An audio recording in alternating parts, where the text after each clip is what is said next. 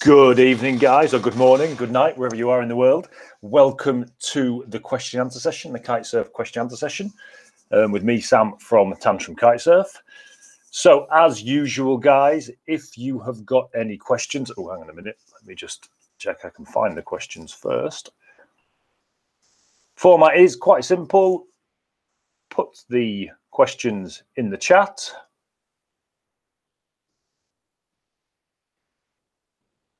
Good morning. Got some already. Awesome, awesome, awesome, awesome. Good day there, Paul. Good day, Dave. How are you, boys? So we've got some in the hopper as well, but seeing as you've got off the mark fast, I will start with you guys. Awesome. So yeah, YouTube chat seems to work much better than Facebook chat. For those of you who've come from the Facebook group, that's why we are using YouTube, simply because the chat works better. For those of you who aren't in our Facebook group, why not? There's a link right under this video if you want to go and join the group. That's where you can have, ask these questions all the time. And you've got not just me, but a few thousand people there to answer your questions as well. So it's a really, really good place to go and just, ask questions and just generally share the kitesurfing stoke. So let's get cracking now with the questions that we've already got. As usual, guys, if you've got any questions, stick them in the chat and I will come to them as the chat rolls through. If I miss it, stick it in again. It's nothing personal. It's just I won't have seen it in the chat. And feel free to come back on me if I don't quite answer your question properly with, with questions with asking for clarifications and things like that. Hi there, Justin. How's it going, sir? How are you? So we'll start with you, Paul. I'd like to start unhooking. Can you talk about the basics of it? Suicide leash, etc. I use the Cabrina one bar and the chicken loop doesn't detach on one side. How should I? Is this the Cabrina bar where the whole chicken loop detaches? Is it that chicken loop? If so, now let me think about this. I'm just going to assume that you are talking about that chicken loop for the moment. Again, just correct me in the chat if it's not. I think it is. How would you unhook on that? Well, what you'd do, how you would do it, let me just think this through.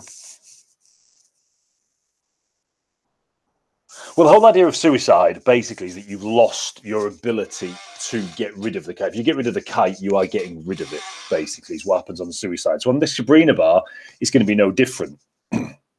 Yeah, Justin, I've got yours, mate. I'm going to answer yours in a bit, buddy. I'll just get through these two first. I've got yours in the hopper. You're the first one in the hopper. In fact, they're on my little notes application, ready to rock and roll. So we're good to go, mate. Right. So basically, the idea of suicide is that you basically lose the ability to get rid of the kite. So you can't now use the release. If you've used the release, you've lost your entire kite. And this is going to work the same on your bar, on your kite. Even though the chicken loop detaches, it's the same as on a normal one, because although on a normal chicken loop, the chicken loop will detach like this, the leash would still run out.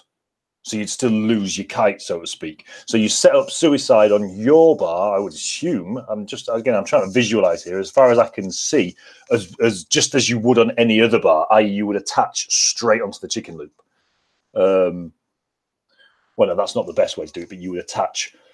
That's how you would do it on that bar. I've got a feeling, actually, that the Cabrina, that maybe that one comes with a special attachment point for suicide. Maybe it's a long time since I've seen one of them, but maybe there's another attachment on the part that somewhere on that. I had a feeling there was another attachment for chicken loop. But the basic idea of suicide is that you are disabling your safety system. So let me just talk through this and hopefully it'll make more sense without being able to specifically visualize your bar. You're disabling the safety release. So when you let go of the kite, basically what happens is your leash comes out and catches on the chicken loop. So rather than then depowering as it normally would, you just held on full power on the chicken loop, which is why it's called suicide. And then you just put your leash back in, rehook, and off you go again. So all you would do the easiest way of doing this, if you haven't got the special kind of setup on your bar, is just attach the chicken loop to the leash to the chicken loop. Now, the problem with this is when you come to hook back in, because the leash has always fallen down to the point where you want to hook in. So you have to kind of move the leash and hook in, which becomes a real pain in the ass, which is why more modern bars have a dedicated chicken loop, say suicide point, or what you would use is you would use a bar that has a double loop, so it's got like a figure 8 leash attachment point, so you can pull the big loop through the chicken loop, and then you've still got a little loop to attach your leash to, so it still works. And it hopefully sits around the side and not on the bottom. It doesn't, it always sits at the bottom, but that's generally what you would do there. So the idea of it is what you're doing is you're disabling your safety. So you don't try unhooked until you're very, very happy, very, very comfortable at relaunching the kite, very comfortable at rescuing the kite, and very comfortable at what to do in situations to go wrong, would be my first one.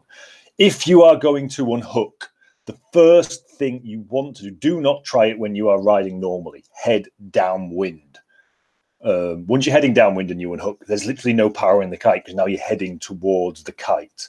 If you're heading upwind, the bar will literally get ripped out of your arms and you'll let go of the whole thing. Which again, because you've got it on suicide, means that, okay, everything comes crashing down and you pull the kite back in and off you go again. But it's just not a pleasant feeling for the first time you do it when you suddenly unhook, you're heading upwind, whoa, and everything goes. So make sure you're heading downwind before you unhook. And that would be my top tip. Just again, if you haven't got suicide, just clip onto your chicken loop, head downwind. The further downwind you can go while still riding, the better for the first ones. Unhook, hook in again. And just keep doing that and get used to it. And what I did, the way I started, was I'd unhook and then slowly start to edge upwind a little bit, hook back in again as soon as you start feeling power come on. And if you start getting overpowered, just head towards the kite, because that obviously kills all the tension in the lines, which kills all the power, all the pull through your arms. So that would be my top 2 tips. So again, just come back to me on that, Paul, with more specifics about your bar if you have it, because I'm going off the top of my head here, and I just think it's the one that I'm talking about. It might be totally different.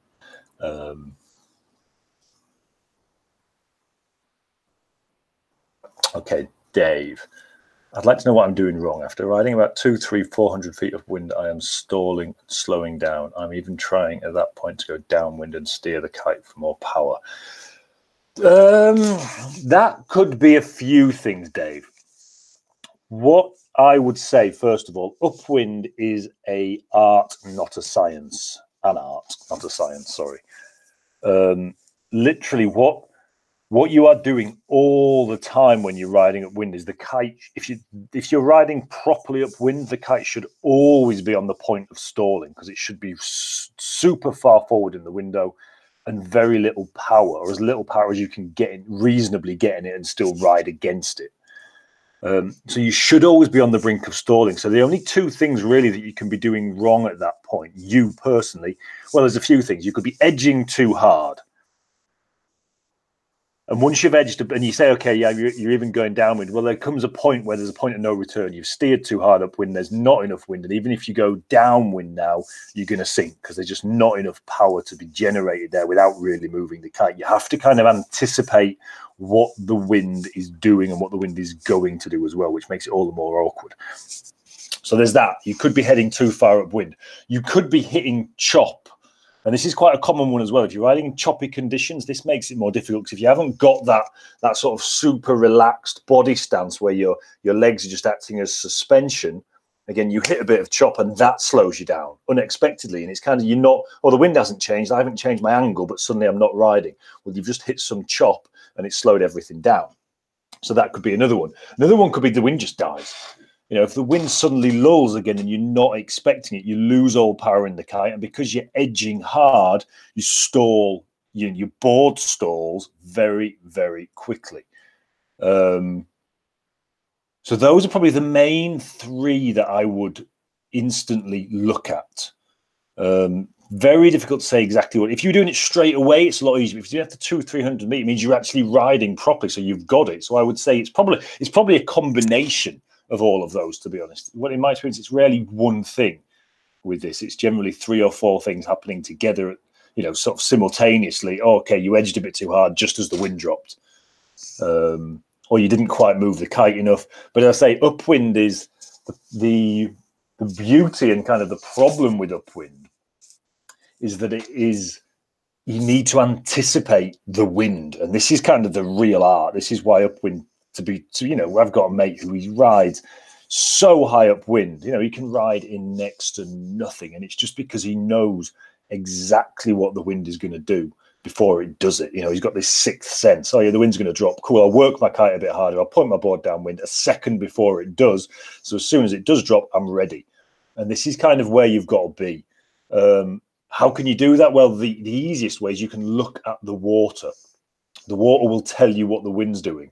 As the water becomes glacier, there's less wind, and then you get dark. The water goes dark, and that's where the gusts are blowing over the water, because it's making the very, very, very small ripples, which cause what looks like a shadow over the top of the water, and that's a gust. And you can see them sort of, you know, 10, 15 meters ahead of you, and you know, okay, my kite's going to hit that wind before I do, so I can anticipate what's going to happen slightly before I get there. Again, it's not an exact science, but it does help a little bit. So yeah, I would say it's probably one of those things, mate.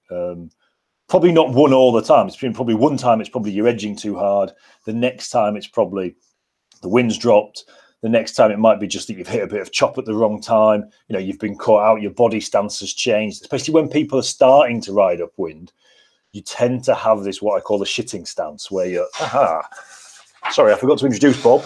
Bob is here. I managed to pull him out of the brothel, so Bob is here to help us. So what you'd probably find is that you're in kind of what I call the shitting stance. Oh, hang on a minute. So you can't, no, Bob, do it. Bob's not very good at this, actually. So you're kind of there, whereas you want to be there, sort of leant back. Again, this isn't a very good demonstration here, sorry. So you want to be in kind of that position. And what we see is a lot of beginners tend to be in kind of that position. And the problem is here that your head is so far forward over the front of the board that a little bit of wind, because your head is the heaviest object, just pushes you forward. So you need your head back behind, not quite that far back, Bob, behind your center of gravity, so that any gust of wind, again, if I get pushed in the back here, I just throw my head out a little bit further, and you can edge against it. So it's probably a combination of all those things, I would say, mate. Again, come back in the chat and let me know if that helps or not. Excuse me. So, Justin, here we go, sir. It was about your girlfriend, wasn't it? This is it. Yep. Your enthusiasm is now starting to rub off on your girlfriend. That is awesome, mate. But she's a bit scared of the whole flying with a huge kite that can kill you thing. Yeah, I get that. I would love to be able to share this passion with her, but I'm afraid that one bad experience will scare her away from kiting forever. Yes. Do you have any tips for someone who is scared in the beginning? What will help build confidence? Do you have any experience with people? Yes, tons, mate. Tons. First thing I would say, come on one of our camps. Send her on one of our camps. That is the best way, because we're experts at dealing with this. We've actually developed our entire system based around this. Why? Because the simple fact is you do not learn anything until you relax. And kite surfing, especially at the initial stages, is not a relaxing sport. Excuse me. So we've built our entire training system around this fact that the first thing we've got to do is get someone chilled out, no matter how long that takes. And we've built a very, very good system of doing it. And it's based around short lines. This is the key. And I bang on about this pretty much every question answer session. But the key is short lines. It really, really is, because if you can give someone a 6 meter kite on 5 meter lines, you know, the difference in that kite is just incredible. It's a toy. It really is. It behaves the same as a kite on 25 meter lines, but there's just zero power there. You can still fly it. It still flies very nicely, but you cannot drop it into the power zone and get yanked off down the beach. So what I would say is, if you're going to teach it yourself, first of all, don't do that with your girlfriend. That's a very, very bad idea. She won't be your girlfriend for long if you do, or you won't be a boyfriend, one of the two. But go to a school that's going to use short lines and make sure that you do. Because a lot of schools still don't do it, and it blows my mind as to why, because it is the greatest tool that we've ever used. And it's a really simple hack, but it makes such a difference at this level. If you can use 5 meter lines with someone, you can. And when we used to do it, I could teach. We didn't used to do it, but you could do it You know, I could give 4 people kites on 5-meter lines, and I could give a lesson. I really, really could. It was just so you could probably teach 10. I wouldn't ever advise, but you probably could. There you go. There's your kites, right? Because you can do everything yourself.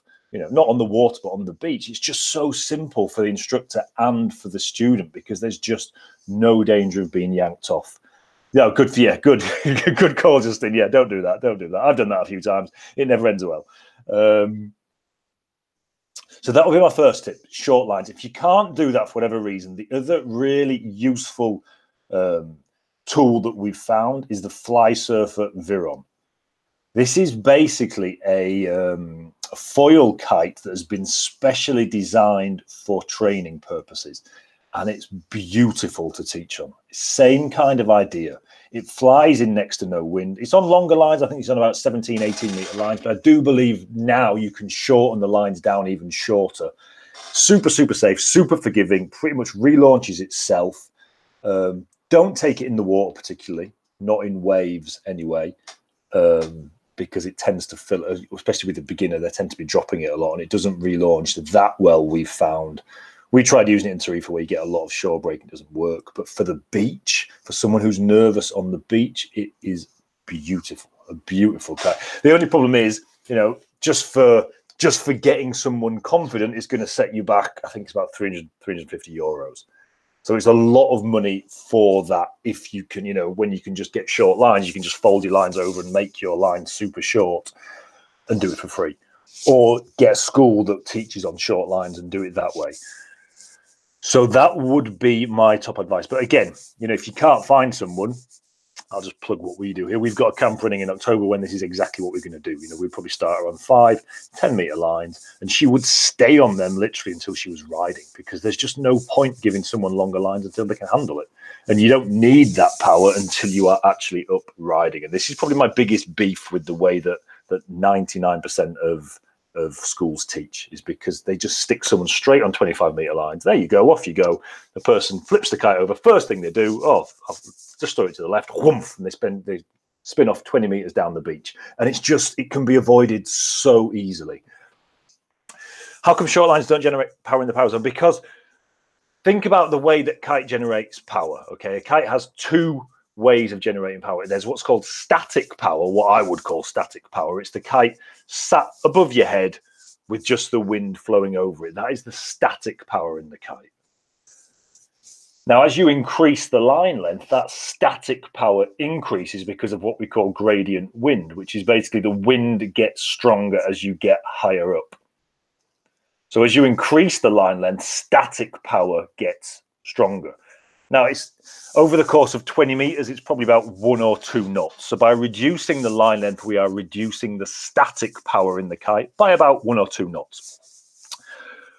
But what we're also doing is we are reducing what I would call the potential power. Now, the other way a kite generates power is it moves. You know, and you know this, as you water start, you move the kite. You know, you can't water start with the kite just at 2 o'clock. You've got to move it through the power zone. It's that movement that generates power and it pulls you up. And then once you're riding, you can maybe have it still again.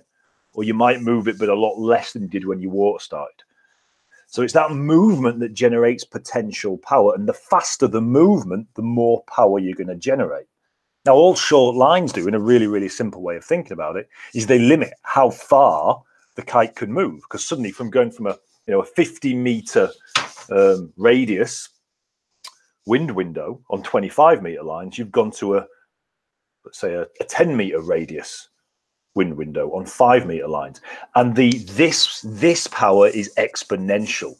Yeah, apparent wind, exactly. As you move it faster, it generates more apparent wind, or more induced wind, which creates more apparent wind. Yes, exactly. You've got it right. So you're limiting the movement of the kite. The kite now cannot move as far. You know, it's not as far from one edge of the window to the other, so it can't generate as much speed, which means it can't generate as much power. So by shortening the lines, you reduce the static power and you reduce what's called the potential power in the kite. And again, it's exponential. So by halving the lines, you don't halve the power. You seriously reduce the power.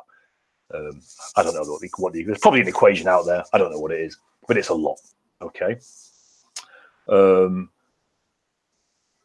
But what will happen is the kite becomes more responsive. The kite reacts faster, which again, to start with, I would argue isn't a bad thing because it's really teaching that person. You get instant feedback, so instant bar pressure. The problem with teaching on long lines is often is that, you know, you steer the kite and nothing happens for a second or two. So the person steers it back because they think they've done that, you know, they're still trying to work out which way the kite steers. So they steer it, oh, nothing's happened, I'll go the other way. Oh, now nothing's happening. Oh, I don't know what's going on. Whereas with short lines, the response is instant. So you do that, the kite moves. Now, that can be a disadvantage because you think, oh, well, the kite's zipping around like a mosquito. Yeah, it is, but it's zipping around with no power. So they're learning really, really fast, and they're starting off learning to be really delicate. So we find it's just the most incredible tool for teaching someone, especially, so I mean, I would say anyone, but especially someone who is a bit nervous. Small kite, short lines, as long as the kite can fly decent, fine. And you know, we've given lessons on a 12-meter kite on 5-meter lines, which looks ridiculous, but it works brilliantly in light winds. Because you can make sure there's enough power in the kite's going to fly nicely, but there's not enough power that person's going to get whipped off down the beach because you've taken all the potential power out by reducing the short lines. So I hope that makes sense, mate. So let me go on to your second question. In your video on twin tip board, you don't address different bottoms of a board. Things like concave bottom and channels and all that stuff. Yeah, the reason I don't go into that too much is because, especially at the early stages, it doesn't make a huge difference. Again, going back to that video, the basis of what I'm talking about is the more boring a board looks, the more boring it rides, and boring is a good thing to start with.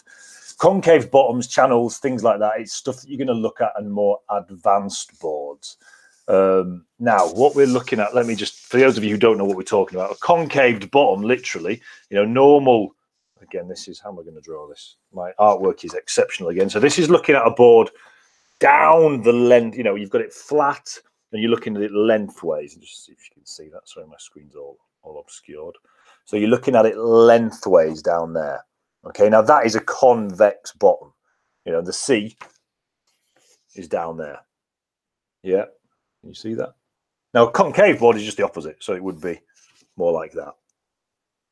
Okay, so the other way around. So why would you have a concave bottom? Well, again, this is going into hugely complicated hydrodynamics, but the simple reason is it gives you more surface area.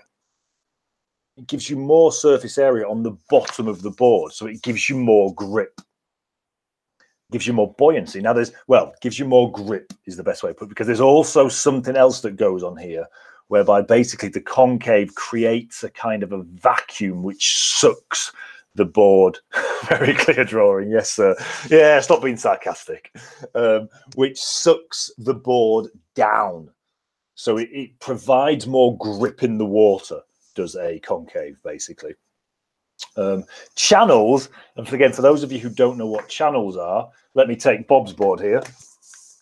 So if you see Bob's board, if you imagine if this white bit was slightly indented, that would then be a channel. I am Justin. I am. I got an F in GCSE art, an F. Now, in fact, my art teacher told me, sat me down before, when you come to take your options, and said, "You are not taking art. I'm not going to allow you. You are awful." So that was the end of my art career up until today.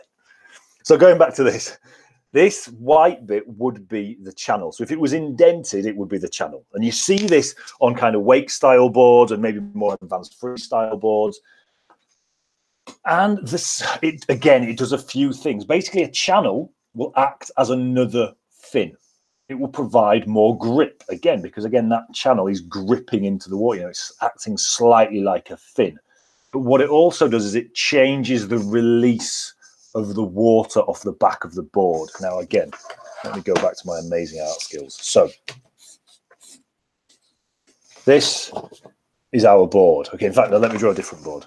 Imagine two different boards. Okay, now this is a better example. Imagine two different boards.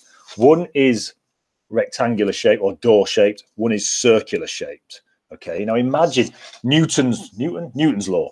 Every action has an equal and opposite reaction. So as the water, is that right? Maybe that's not the right law. Whatever. Anyway, doesn't matter about it. the water, let's say the kite is traveling, the board is traveling through the water this way, the water is obviously releasing off the back of the edge. Now on this rectangular board, that water is releasing in a straight line. Ah, yeah, this is where I get Newton's law. So the opposite of that is that the board, so the water is releasing in a straight line off the back. So the opposite reaction is the board wants to go in a straight line in the opposite direction. Okay. This board, the circular board, the water releases off it in a circular direction. Yeah, which means that that board is always wanting to turn the other way. It doesn't want to go in a straight line. And you can just imagine, try to ride that board, it would be a nightmare. It would just be spinning, or unless you had fins on it. Without fins, that board would just be spinning all over the place, yeah? And this is why. Well, this is one of the reasons why, because the water is releasing off it, and the water on the opposite side is motioning the board around. So this is what channels do. Let's say you've got a board like this, which is kind of halfway in between, which is what a lot of more aggressive freestyle boards are. But then, so your normal release of water, oh, can I do this backwards? Is kind of, it's not straight, so it's slightly curved, yeah. But then you've got a channel there. Well, from that channel, you get, oh, that's not even straight, you get a straight release of water coming off. So it counteracts the curvature of the board slightly and makes the board track upwind slightly better. So that's generally what concaves do, provide a bit more grip. And again, you'll see this on wakeboards. You check out a wakeboard, especially one that's used behind a boat, not necessarily one on a cable park, but one used behind the boat, the thick, fat ones. And they've generally got very, very small fins and big channels. And it's because the channels provide that extra, they act as fins as well. So yeah, so that's, again, hydrodynamicists will kill me here because it does a lot more than that. But in a nutshell, that's what they do. Exactly, yes. So channels are, and this is why a lot of wake style boards will have channels, because often you're taking the fins off when you want to hit kickers and things like that. Yeah. So that's where channels kind of come into it a little bit more. Yeah, for sure.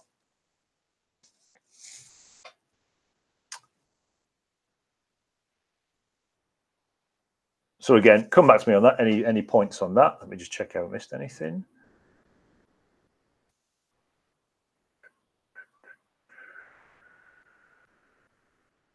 Matt, how's it going, mate? How are you? Are dark slides always a transition? Can you talk through one, please? Are they always a transition? No, it wouldn't have to. You end up coming out of the dark slide, basically. Now, again, officially, I don't know, is my honest answer. I don't know. I don't know if officially, you know, if you were being judged at a competition, it would have to be a transition to be classed as a dark slide. The honest answer is I am not sure. No problems, Justin, no problems. Not certain. Do I do them always a transition? No, because you end up coming out pretty much straight downwind, and then it's what you do with the kite after that that that will determine whether it's a transition or not. So basically, what you're doing on a dark slide, you ride in nicely powered. You want to be nicely powered for a dark slide, and you need to be nicely powered because you need to have the kite quite high. Because you're basically you're initiating the move from about the kite about 11 o'clock, and you need to be nicely powered, because all you would do is actually really simple to talk about, obviously. But what you basically do is you lean, as you're bringing the kite up, you bring the kite up slowly over your head, as just if you're doing a front roll. So you start 11 o'clock, slow, and the biggest mistake people make is they move the kite too fast. So you slowly move the kite from 11 through to 12. As soon as you start the movement, you lean forward. And this is why you need power, because this is where often there's not enough power, you just go plop. You need that kite to hold you up, because that's when you lift your leg, and that's when you get that cool kind of trailing effect of just trailing the back of the board in the water. And it's because you're being just pulled around by the kite, and that really is the dark slide. And this is what I tend to tell people when they're starting dark slide: just do that and then fall. You know, just let yourself fall forwards into the water, because all you do then is, as you can see, so your kite's up here coming over. You've leant forward. You're now coming around at the same time as the kite. So you end up at a point where the kite is straight in front of you. You're leant forward. You're doing your cool drag, and at that point, because if you let it go, then you'll just fall. So what you've got to do then at that point, loop it. But you can see it doesn't matter. Officially, I mean, I suppose, depends which way you loop it. So I would always loop it the way that the kite was moving. So I would come out probably on the same side. So mine probably wouldn't be a transition most of the time. And in fact, thinking about it, they're generally not. But obviously, if you stopped the loop early or carried on the loop and did another loop, you could quite go through, or reverse the loop and come back. But I would say an actual dark slide probably, as it's probably written down in the Trictionary, probably isn't a transition. No, because you exit the loop on the same side. Now that's terribly demonstrated. Wait a minute. Let me see. Let me see if we can use this. All the tools today. See this. So I'll just show you from the kite what you're doing with the kite. So you ride in. It's going to work. I'll pull my headphones off. So the kite starts high, basically. Yeah, so the kite starts nice and high. Can you see this? I don't know if this is going to be much help, actually, but let's see. Let's call it.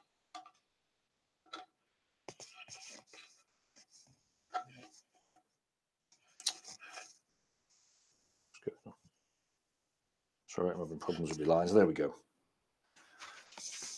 So your kite starts high at 11 o'clock. It comes back to kind of 12. And through this point, you've leant forward.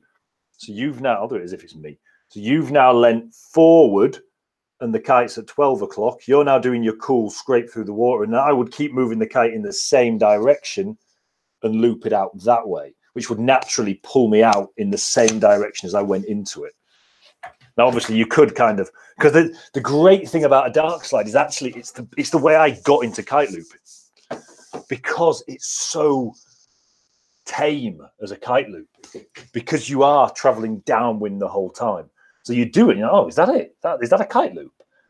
So it's a really, really good way to practice your kite loops, because you think, I'm going to get ripped to heaven and back here. You don't. It's literally, oh yeah, cool. And it just pulls you. The perfect dark slide should, you should kind of, you come in with your cool little slide, you do your kite loop, and it just lifts you off the water and drops you back in again. And that's how you see the super pros doing them. They look really, really slick like that.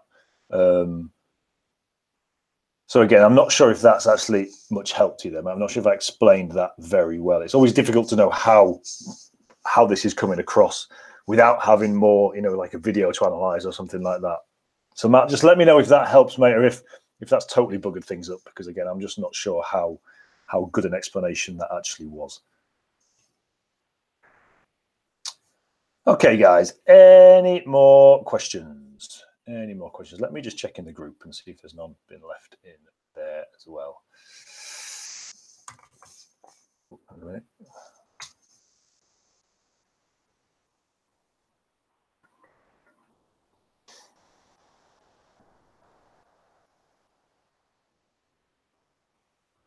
No, cool. Okay. So we're good to go there.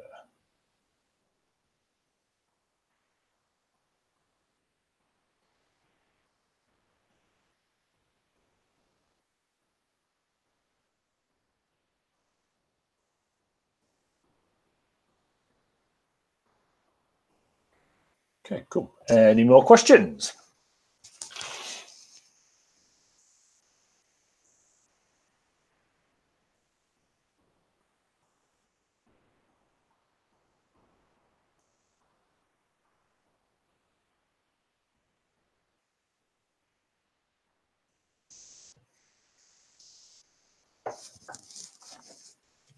We had a big discussion on harnesses this week in the group, and I just want to point out that I wasn't trying to at any point belittle seat harnesses at all. I actually, as I say, I rode a seat harness. Again, for those of you who aren't in the group, a lot of discussion goes in on the group over the week. So if you're not in the group, there's a link below. Go and join it. It's awesome. But there was a lot of discussion in the group on waist versus seat harnesses, and it's interesting because I actually rode a seat harness maybe a year or two ago, having not ridden one literally. Well, I don't think I've ever ridden a seat harness really.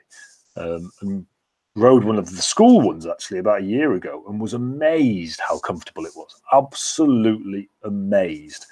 And actually, I'm considering getting one for when I go foil boarding, to be fair. Really, really comfortable on the water anyway. Oh, really? Okay, good, Matt. Good. That's useful then, Matt. Cool. Yeah, as I say, the key is that lean forward and just let yourself, if you're struggling with the end part, because to best you start with, it's like break it down to as many small steps as you can.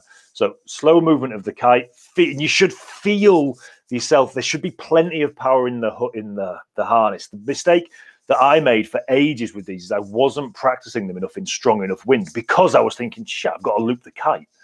I'm not going to do it when it's super strong, but don't loop the kite.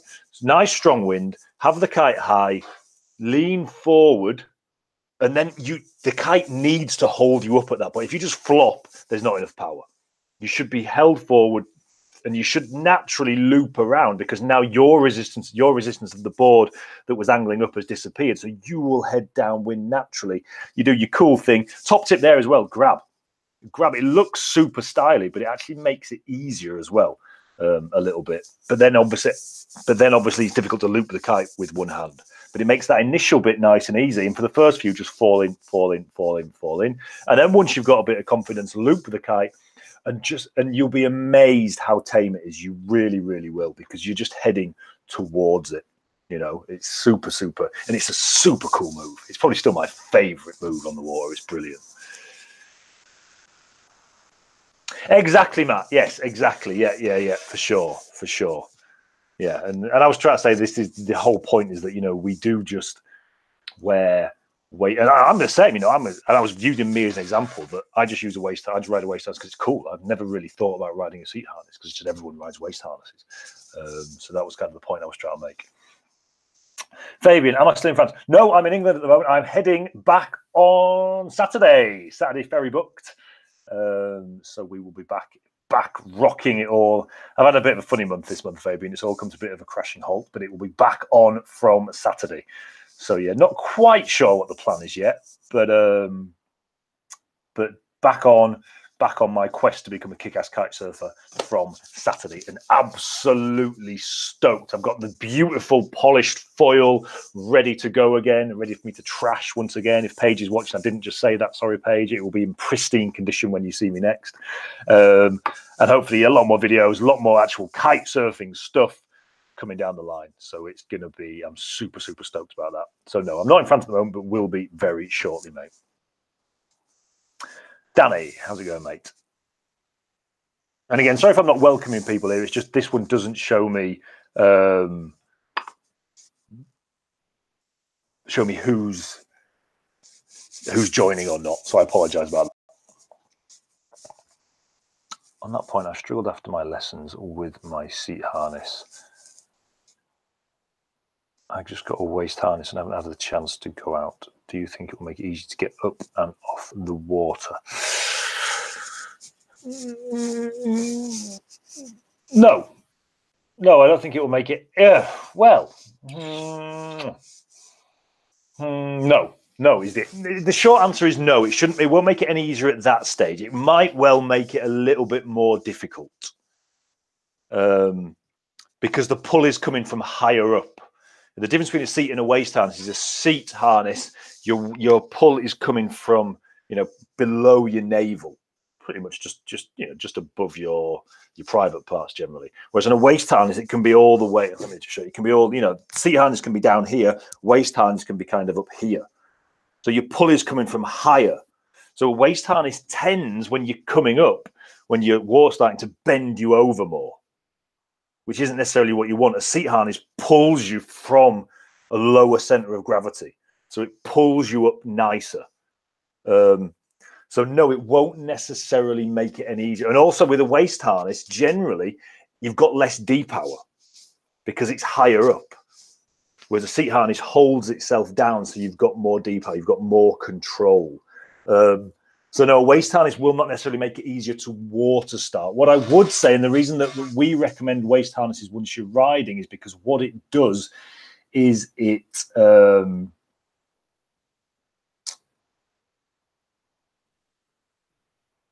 gets you to a point where you cannot, or if you are shitting, it will very quickly show up because it rides up around your armpits, basically.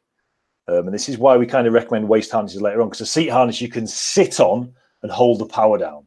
Whereas a waist harness, if you try and do that, it comes up around your armpits. So it gives you instant feedback on your stance, is why I would recommend everyone at least tries a waist just for a few sessions. If you hate it, go back to a seat harness. But a seat harness for learning in, I would say, is there's not going to be honest, there's not going to be a huge difference. But if you're talking about, if you want to know which is easier to water start in, I would say a seat, to be fair. But I fully understand a lot of people do not get on with seat harnesses, and I understand that for sure. So, yeah, I get that, mate. I get that. ZX Gaming, when did I start? I started kite surfing 2005. It probably would have been 2004, 2005. Probably would have been. I want to do it, but as I was saying to Justin earlier. Yeah, sorry, Justin. It doesn't take me long to forget things. As I was saying to Justin earlier, the key, and again, these days it's very, very different. And this is probably why kite surfing has been it hasn't been misaligned, because it was back in the day, so 2000 to 2007, 2008. It was the kit. You carabined yourself in. The kites didn't depower at all, and it was a case of when you were going to get injured, not if. Whereas now the kit is so much better that it's not something. I mean, yeah, obviously people still do get injured, obviously, but it's so much safer than it was. So much safer than it was. And to be honest, teaching methodology has come on a huge amount generally as well. I remember when we first started teaching, it was literally the case, there's your kite, off you go. I'll see you in half an hour. Whereas now the teaching methodology has been really, really fine-tuned down. So I would just, to anyone, I would say go to a good school. And if you can, the way I would define a good school is one that starts you out on short lines and keeps you there for as long as possible. Is my simple definition of a good school, to be honest.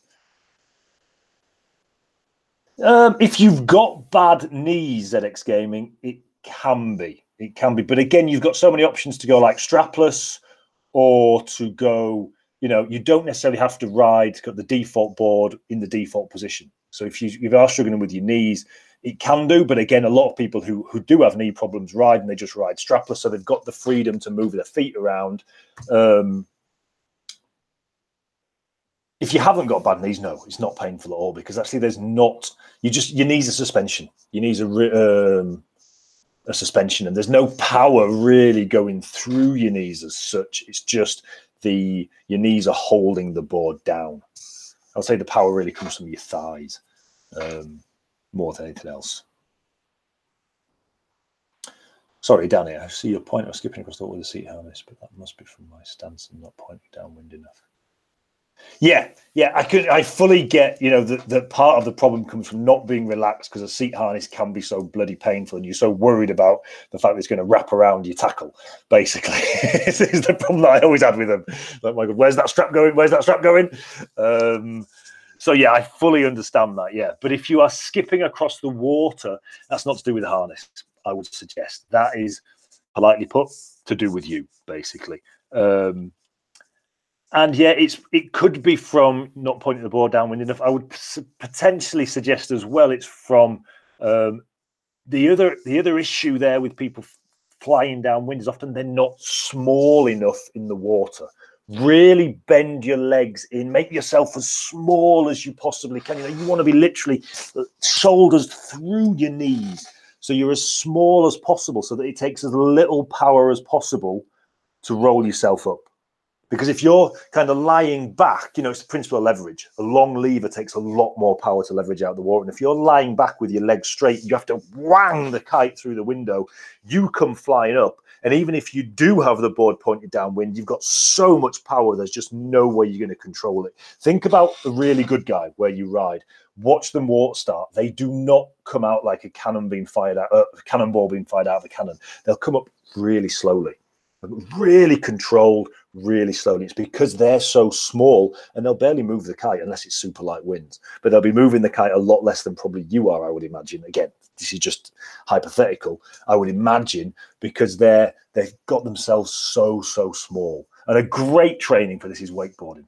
Wakeboarding behind a boat with a low tower, because there's no way you're going to get out of the water behind that bugger unless you are as small as you possibly can be. So that would be my top tip. Yeah, friends, put power on near the nut strap. Yeah, I fully understand that, mate. Yeah. It's not something you want to do.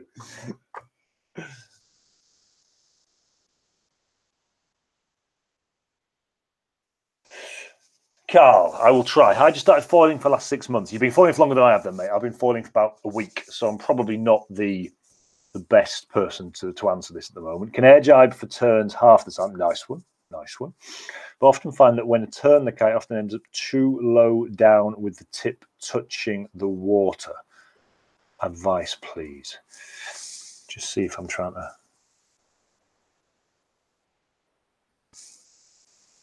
So you mean as you're coming out of the jibe, you've moved the kite too far down?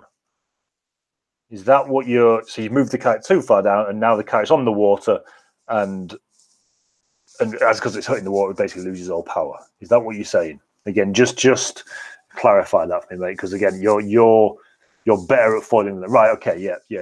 So what I would say there is you are probably... Jibing, you want to be bringing the kite more across the window rather than kind of down and through it. Again, I'm kind of hypothesizing here because I can't do this.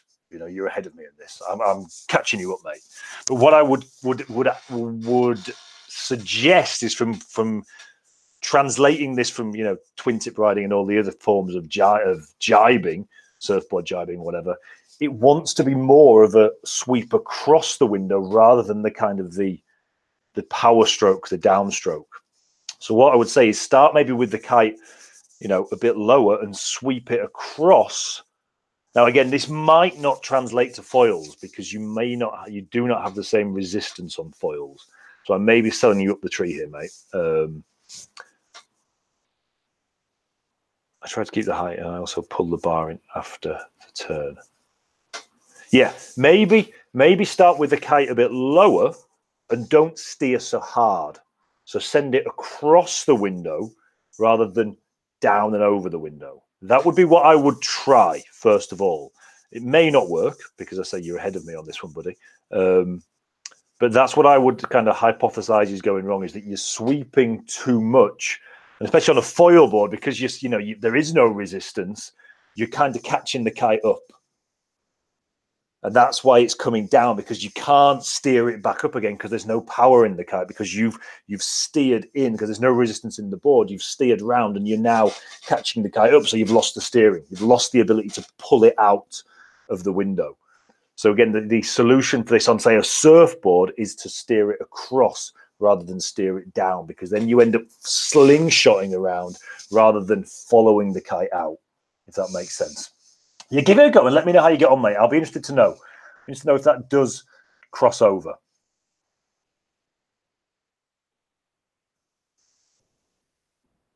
Right. Okay. So yeah. So maybe it's not that then. If you've wakeboarding since for ages, then you probably are keeping nice and small, Danny. Yeah, probably are. So the other one that can be is just generally coming out with too much power. Is that point again? Try and come out really, really slowly. I always think of the water start as 3 strokes. The first stroke just literally gets you out of the water. The second stroke, the upstroke, is what holds you up on the water. And the third stroke, or the final stroke, is the one that actually gets you riding, especially in lighter winds. So try and break it down rather than 1 stroke and off. Break it down into 3, because it buys you a lot more time. And suddenly you're not so concerned about pumping a ton of power through the kite. So that's what I would suggest. Got to sign off. Okay, Matt, I will talk through the. Oh, you hadn't wakeboarded before. Ah, right. Okay. I'm with you, Danny. Sorry, I'm misreading this. I'm just going through so fast. Sorry, mate. Yeah, but in that case, yeah, you need to stay super small, buddy. Matt, I'll go through the front roll now. So yeah, check out the replay. Minute 50. This will be around about. I'll go through the front roll in a second. So yeah, for those of you who haven't wakeboarded, super small. This is always the key with the water start. Keep your body as small as you possibly can. And to be honest,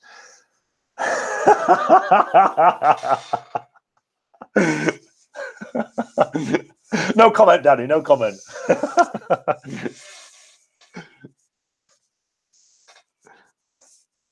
Always talk of keeping as small as possible as well. I'm not sure that's good for anyone's sex life. Nice one, Justin. Cheers, buddy. See you soon, mate. So front roll, for those of you who aren't front rolling, I'll try and talk you through. Again, talking through these tricks isn't generally that useful, I don't think. Hopefully you find it useful, but if you do need this clarifying, let me know, because again, when I'm back on the water, my plan is to kind of have videos that we can drop into these sessions as well, and I can talk you through it and bits and bobs like that. But obviously that's not going to happen at the moment because I'm in Leeds and it's pissing it down outside from Saturday. So front roll, basically what you do. Front roll for me took ages to get, because it just feels so weird. And I learned to back roll and was quite good at back roll. Think I'm quite good at back rolling. And it was so difficult to retrain the muscle memory to go the other way. Now how to explain it? The easiest way to explain this really is that you ride in with the kite high, or you drift the kite if the wind's light. So you drift the kite so it's up at kind of 11 o'clock.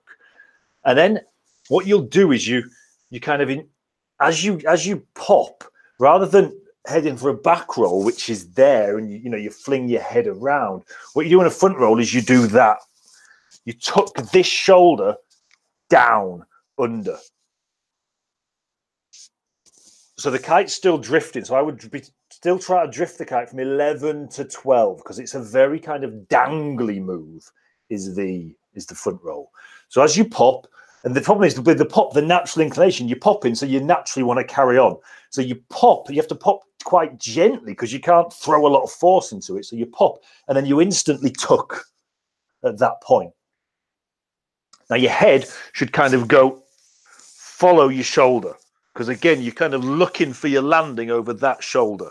Yeah, so you've tucked, the kite's coming up, so you're now being lifted up, and you tuck your legs in. And this was the mistake I didn't make for ages. You keep your legs out, you won't make the full rotation, especially the first few times. So really tuck your legs up, because as you're tucked in, you will rotate faster. And it's not a very, first few times you do it, especially, like, how the hell do you do this? I'm doing that and nothing's happening. Well, it's probably because your legs are extended, probably because you're not really accentuating that movement enough. Yeah, so you really tuck that shoulder under, fling your head around. Again, everything follows your head. Tuck your legs in. And then what you want to do, let me get this right, you are coming out that way. So you want to pull with what will become your front hand. So it kind of, well, you don't need to do this, but it just makes the landing a bit nice when you ride it out. So you're going to pull with your, as you get about halfway around, you're going to pull with what is going to be, let me get this right. This is so hard to do visually. Your front hand, let's say, which I believe is going to be your right hand. So you pull with your right hand, which brings the kite back down again. Yeah, that's right, because you're steering up with your left, steering down with your right. So you steer the kite down, which kind of pulls you out of the turn and lets you land it again. Or you can steer it the other way and you'll do a transition and come out the other way. So it's actually, once you get it a few times, it's really simple to do.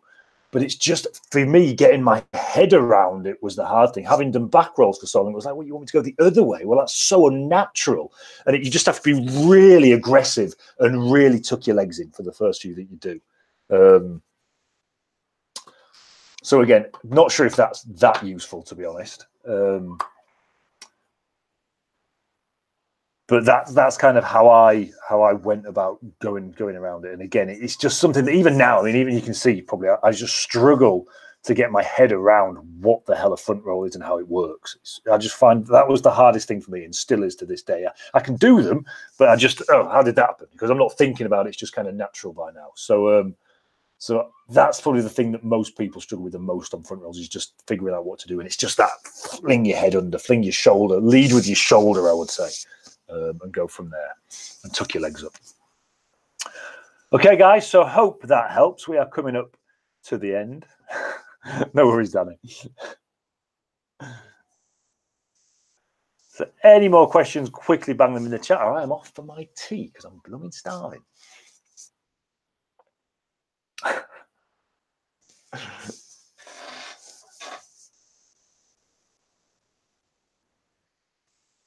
Yeah, but Matt, just to sort of carry on that, if you do watch this on the replay, it's not something you really need to be scared of, because what I would say is don't pull the kite out, because that's where things go wrong. Have your hands in the middle of the bar, so you're not going to get too much. You're not going to be able to pull it too much one way or the other, and go from there. Because the scary things come with any roll when you loop the kite accidentally. And then you start to get pulled all over the place. But the front roll's not, because there's just no power in it. It's this dangly kind of, and it feels really uncomfortable to start with the first few times you do it, until you kind of get it. And then it's really nice because you kind of slap back on the water. But the first few that you do is going to feel really, really, was that it? Is that it? That's awful. So it will do. That's normal, mate. That's normal. So yeah, hands in the middle. Keep the kite at 12 o'clock for the first ones. Don't try and steer it out, because that eliminates any possibility of the kite, looping on you, which is the big issue that you're going to have there. Okay, guys, looks like that is it for today. So thank you all for being here. As always, really enjoyed it. Love these sessions. We will be back at the same time next week from some as yet unknown location. Let's see. Some hopefully super windy, super windy, I've just said that, super windy, super wavy, or super flat water, beautiful beach somewhere in Europe will be the plan. So I'll catch you then, guys. Have a great week. Have a great weekend for those of you who are going kite surfing. And I will see you in the group on Monday, if you're in the group. If not, I will see you, soon. So you're in the group on Monday, yeah, because I won't tomorrow because I'm running about. And for those of you who aren't, who come to the question and answer session, I will see you this time next week. See you soon, guys. Have a good one.